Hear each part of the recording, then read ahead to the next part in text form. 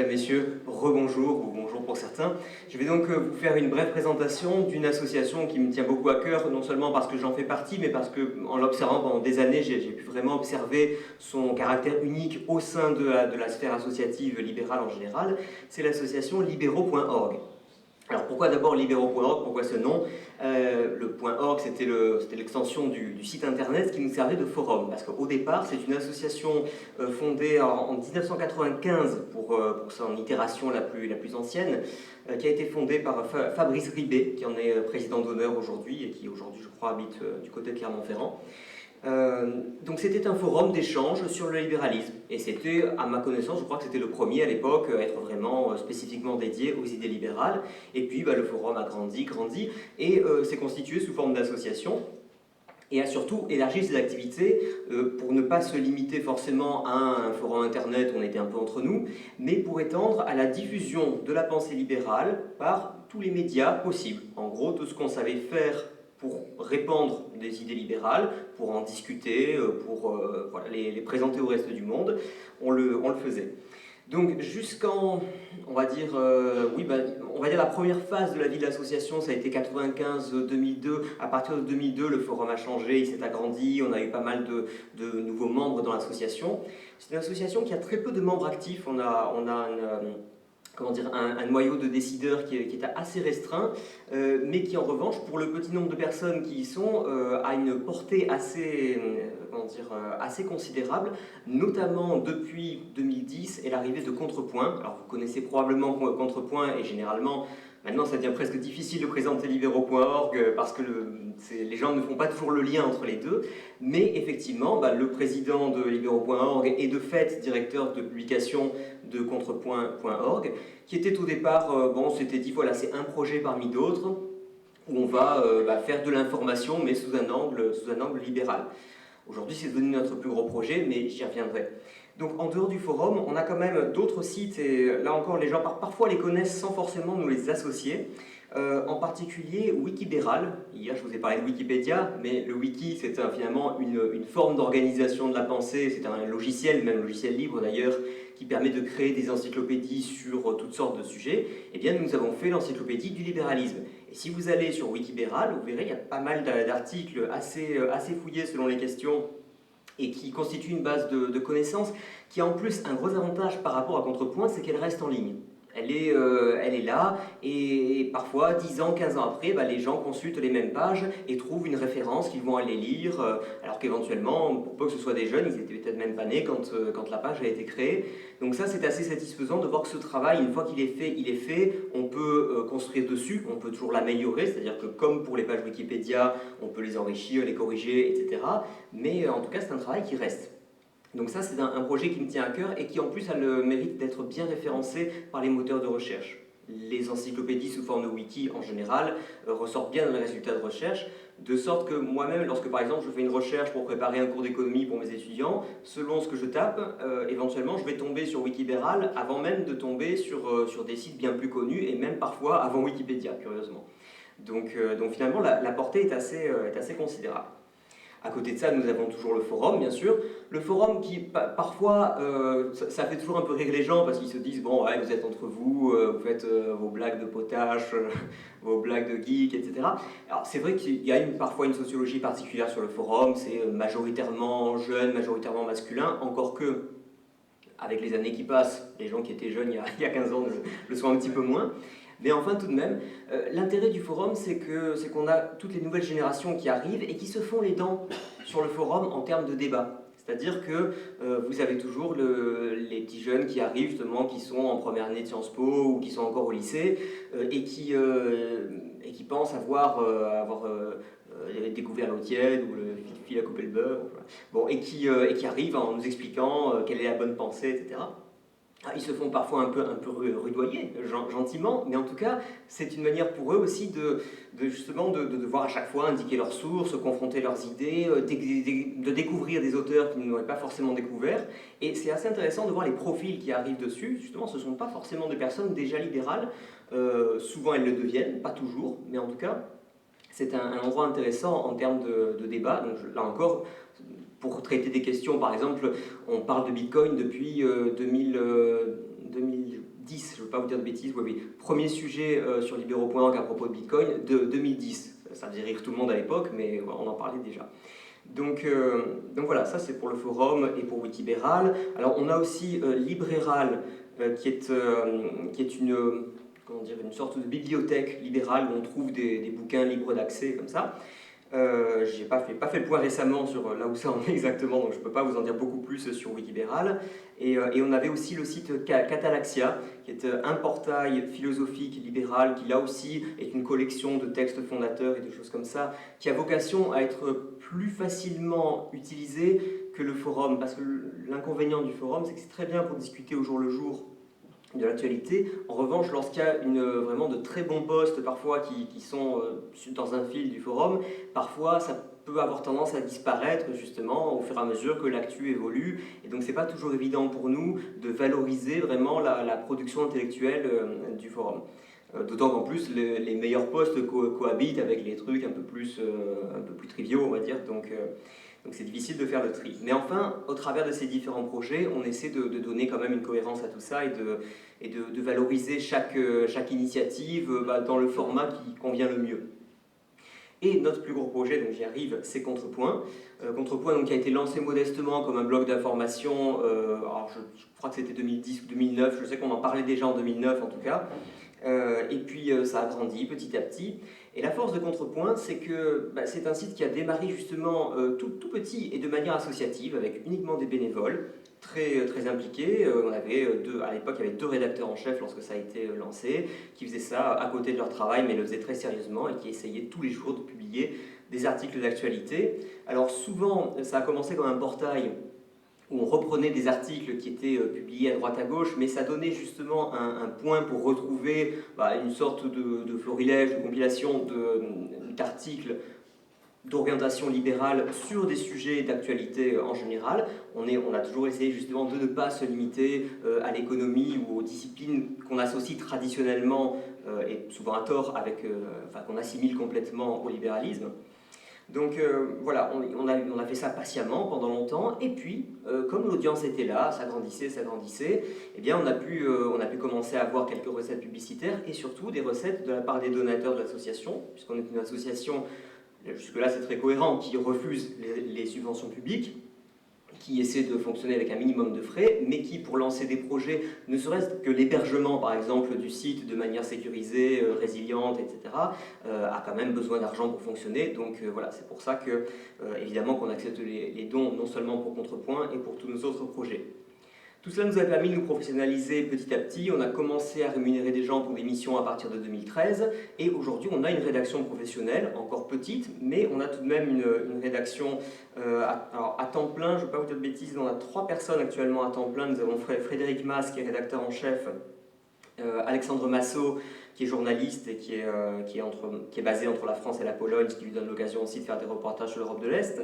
Et on a Justine Collinet qui est basée en Belgique, elle aussi, et qui est community manager, qui s'occupe des réseaux sociaux, mais qui s'occupe de fait aussi de faire du secrétariat de rédaction.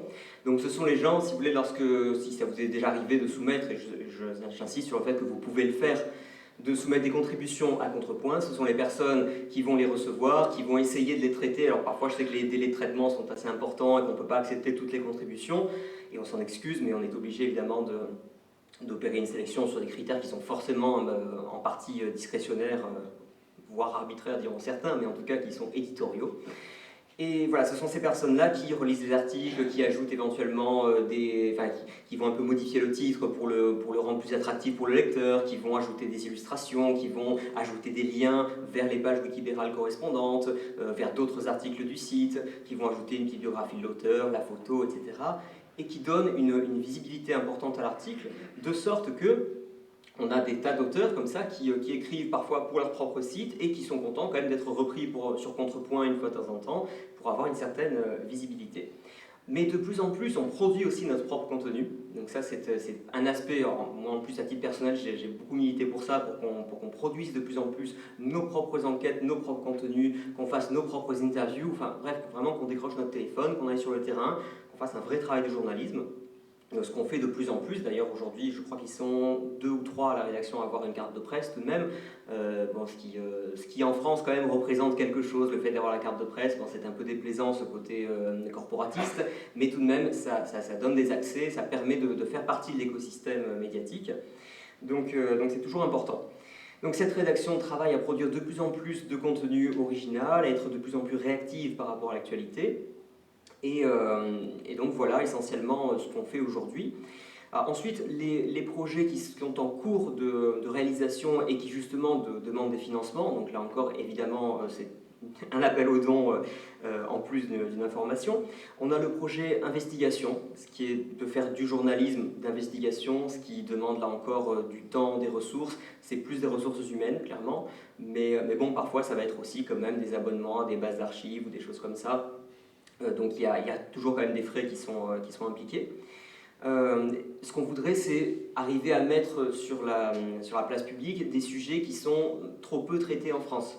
Il y en a parfois qui sont mal traités par les médias, mais qui sont traités, puis il y en a qui ne le sont quasiment pas. Et donc on aimerait comme ça identifier, et n'hésitez pas d'ailleurs à revenir vers nous pour nous aider à les identifier, les sujets qui mériteraient qu'on en parle et qui ne sont pas traités par les médias français, puisque c'est aussi un peu notre but.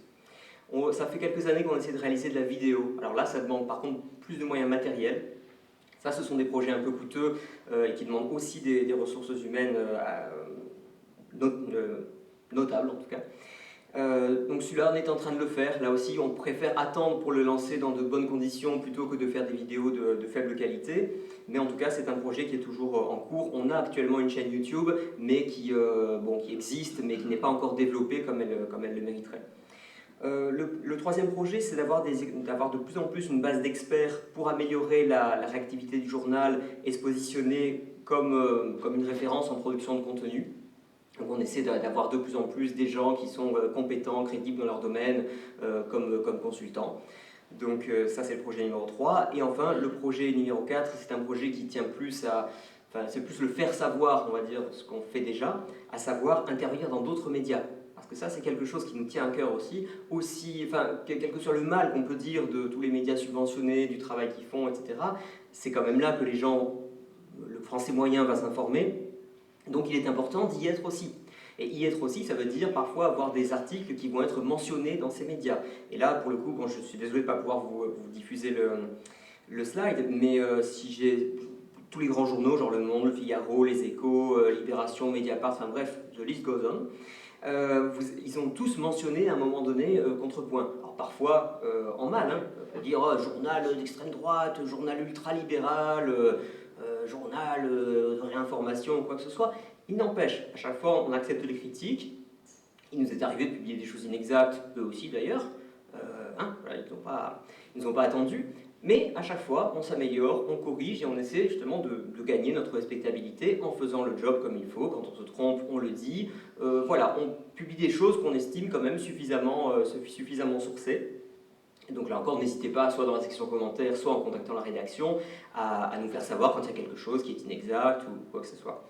Donc, ça paye quand même, puisqu'au final, on a parfois des représentants de Contrepoint qui sont invités dans les informés sur France Info ou dans des émissions de débat, parfois sur CNews. On en a qui écrivent aussi pour Atlantico, on en a qui interviennent sur Sud Radio. Donc voilà, tout ça avance quand même. Un petit mot sur la fréquentation quand même. Là, j'ai les chiffres 2021, nous avons 12,5 millions d'articles lus en 2021. Donc vous voyez, avec une équipe d'une poignée de personnes rémunérées, et aussi tout un cercle de bénévoles qui les assistent, hein, ça j'insiste bien dessus. Il y a la rédaction, et puis il y a les bénévoles derrière, qui sont les petites mains aussi, qui font de la relecture, qui font de la mise en ligne, qui font de la recherche d'illustration, etc. Toutes tâches qui sont nécessaires, mais forcément chronophages. En nombre de lecteurs, on est à 8,4 millions en 2021, et on a 87% de nouveaux lecteurs. Donc là encore, bon, c'est pas moi qui ai compilé les chiffres, mais... quelle que soit la signification exacte de cette statistique, ça veut dire quand même qu'on ne prêche pas qu'à des convaincus. Ça, c'est clair. Et selon les domaines, moi, ça m'est arrivé justement de parler avec des gens qui ne sont pas spécialement libéraux, mais qui connaissaient Contrepoint. Ils avaient vu passer un article comme ça, donc, vous voyez, ça arrive. On a aussi une newsletter à laquelle on a 30 000 abonnés. Donc Donc c'est pas rien, et ça, on espère encore la développer. On a 2500 articles publiés par an, ce qui fait environ 7 articles par jour. Avant, on en avait un peu plus, maintenant, on préfère en avoir un petit peu moins, mais des articles plus originaux, mieux sourcés, etc.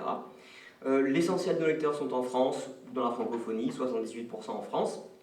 Et au niveau de la répartition des âges, c'est relativement intéressant. On a quand même 22% de 25-34 ans, 19% de 35-44 ans et 40% de femmes. Moi-même, ce chiffre m'étonne, ça me réjouit, mais m'étonne.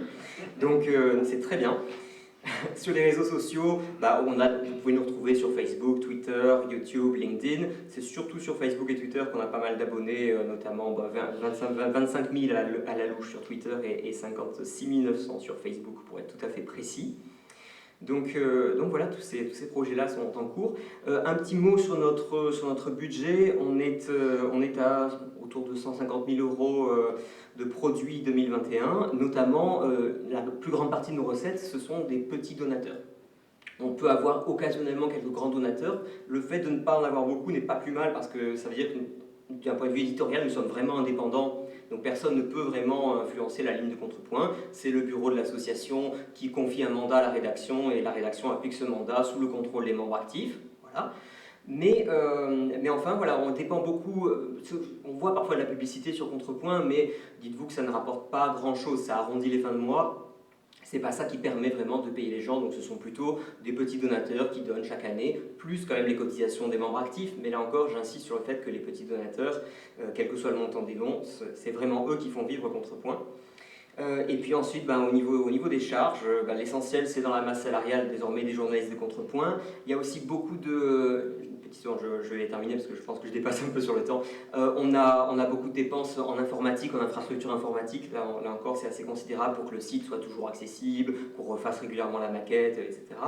Voilà, c'est une association en tout cas qui, à mon avis, pour la portée de ses idées, fonctionne avec relativement peu de moyens et a des projets qui sont complémentaires de ce qui est fait par d'autres. Parce que d'autres font des séminaires, des conférences, etc. Nous, on peut nous reprocher éventuellement qu'il manque un petit peu l'aspect humain parce qu'on vient d'Internet, donc on a une culture de l'Internet, même si on fait quelques réunions associatives. Mais justement, je trouve ça assez complémentaire, donc c'est toujours... Nous, on a toujours aimé se présenter comme une caisse de résonance du milieu libéral. Donc chaque fois que quelqu'un, dans toutes les tendances du libéralisme, a envie de s'exprimer, de débattre, il sait que les colonnes de Contrepoint lui sont globalement ouvertes. Voilà, on a un bureau de 5 personnes et je ne vous donne pas le détail et je pense que je m'arrêterai ici pour l'instant si vous avez des questions. Oui, une dernière chose peut-être, un petit moment de pub personnel parce qu'on a lancé le podcast tout de même. J'allais dire, parle de ton podcast. Exactement, voilà c'est ça. Alors ça c'est un des projets qu'on a réalisé à partir de 2019. J'ai commencé à publier en 2019 des podcasts que je faisais de mon côté pour Contrepoint, où je fais des interviews assez longues en général, entre une demi-heure et 2 heures selon les épisodes, avec des personnalités qui peuvent être des politiques, des entrepreneurs, des universitaires, des militants, toutes sortes de gens, et qui soit sont des libéraux qui font partie du milieu libéral, soit sont des personnes qui ont un regard intéressant et pas hostile au libéralisme en tout cas, sur une question qui nous intéresse. Donc vraiment, vous trouverez de tout et c'est accessible en permanence puisque c'est de la radio à la demande si vous voulez. Donc là, vous allez sur contrepoint.org et vous verrez un onglet à droite où il y a marqué podcast. Vous y allez, vous retrouverez toute la liste. Ou bien, si vous utilisez déjà des plateformes de podcast, vous tapez contrepoint avec un S plus loin podcast et là, vous pouvez vous abonner à la chaîne et voir tous les nouveaux épisodes. Donc là, c'est quelque chose que j'essaie désormais de régulariser avec l'aide du journal et de vos dons, justement, et donc de sortir plus souvent, plus régulièrement, de pouvoir financer des déplacements pour aller interviewer des gens à Paris et aux 4 coins de la France.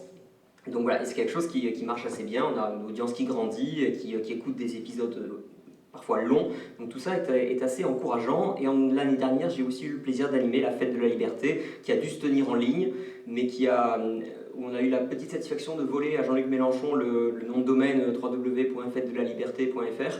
Il le voulait, mais c'est nous qui l'avons.